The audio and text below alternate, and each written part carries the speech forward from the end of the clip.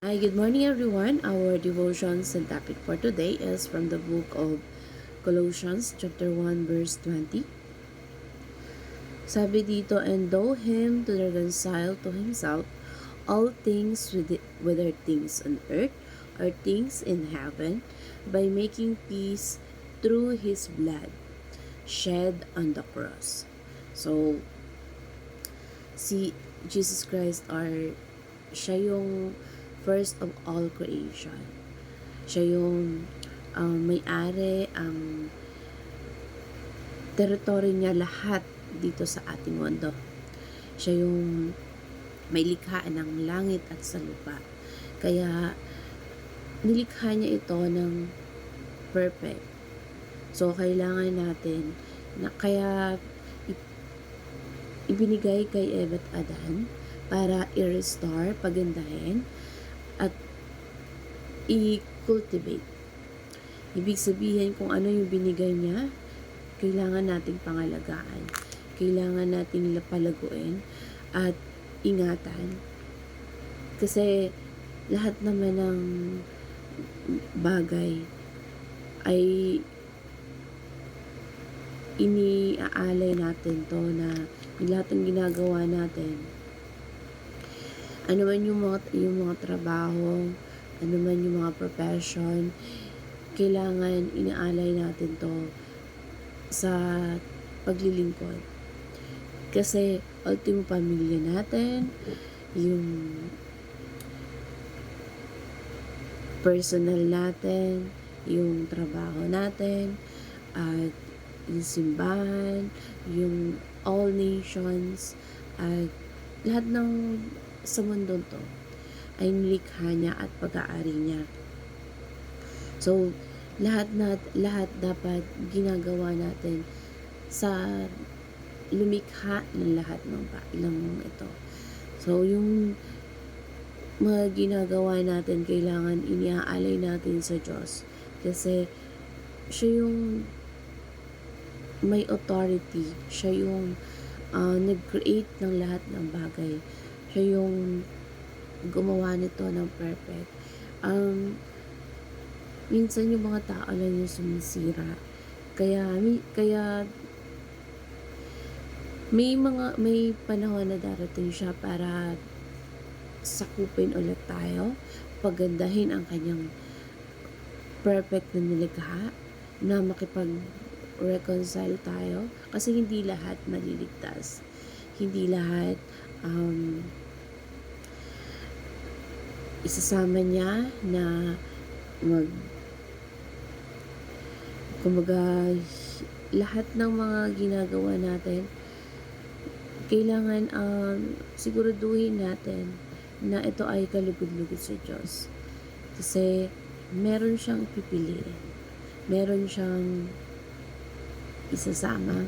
At yung mga napili niya na yon, yun yung mga mag-benefits ng lahat ng mga ginawang perfecto sa mundo. So, ang application dito, kailangan manumbalik tayo sa Diyos. Yung lahat ng mga dapat nating gawin, yung share the gospel, yung makipag-reconcile tayo, yung isubmit natin yung buong isarili natin, isubmit natin sa Diyos, at yung under the Lordship na lahat ng mga ginagawa natin, dapat isipin natin or ginagawa natin to dahil sa paglilingkod sa Kanya. Ipasakop natin lahat ng ating mga ginagawa. Ipasakop lahat natin lahat ng mga bagay na meron tayo bilang tagasunod ni Jesus Christ. At yun ay ano man ang ginagawa natin, yun ay way ng pagsamba at paniniwala natin na walang ibang nag-create ng lahat ng mga nakikita natin, ng mga nararanasan natin at nagkakaroon tayo. Lahat ng yan ay likha ng Panginoon. So, territory niya tayong lahat. Kahit yung mga, kahit personal nating buhay. Ang Diyos ang lumikha sa atin, ang pamilya natin, ang mga anak natin. So, kailangan nating palaguin ito. Kung ikaw binigyan ng anak, palaguin ito sa pamamagitan ng pagbibigay sa kanila ng maayos na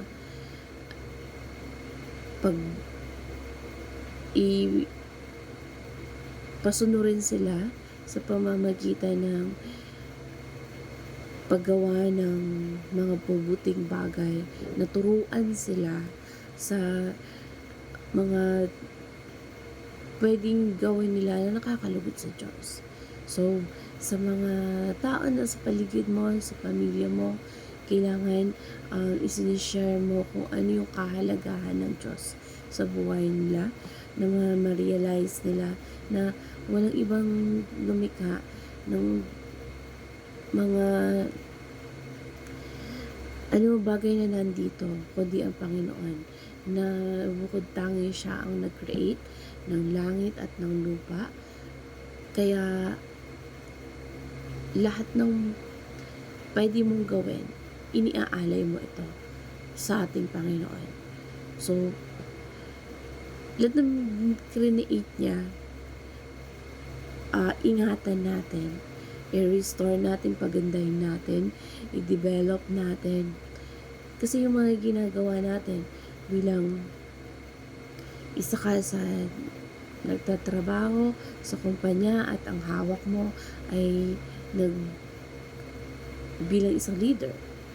So, ginagawa mo ito para sa, hindi lang para sa sarili mo, kundi para sa ikabubuti ng lahat. Sa ikabubuti ng bawat isa. At dapat lahat ng ginagawa mo ay nakakalugod sa Panginoon at sa paglilingkod sa Kanya. Dahil yung mga nararanasan at mga blessings na naibibigay sa'yo galing sa Kanya. Lahat ng mga nakukuha natin, kailangan natin, or lahat ng ginagawa natin, pagbutihin natin, dahil lagi nating isipin na ang ginagawa natin dahil sa pagsamba sa Kanya at sa paglilingkod sa Kanya. Dahil kiniklaim ni Jesus Christ ang lahat ng bagay dito sa mundo, pati yung ating sarili, pati yung mga ginagawa natin. So, kailangan maging kalugod-lugod sa Kanya, dahil darating ang panahon na darating siya at tayo ay i-claim niya at para tayo ay maligtas at ariin niyang Kanya ulit, baguhin at gawing ulit perfect.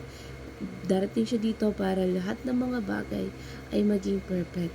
Yung lahat ng nasira ng kaaway, nagawa ng tao, at idinidikta ng kaaway sa mga tao para masira yung perfect na ginawa niya. Perfect na mga bagay na nilikha niya. So, yung ginagawa natin, lahat ng yan ay para sa Diyos lang.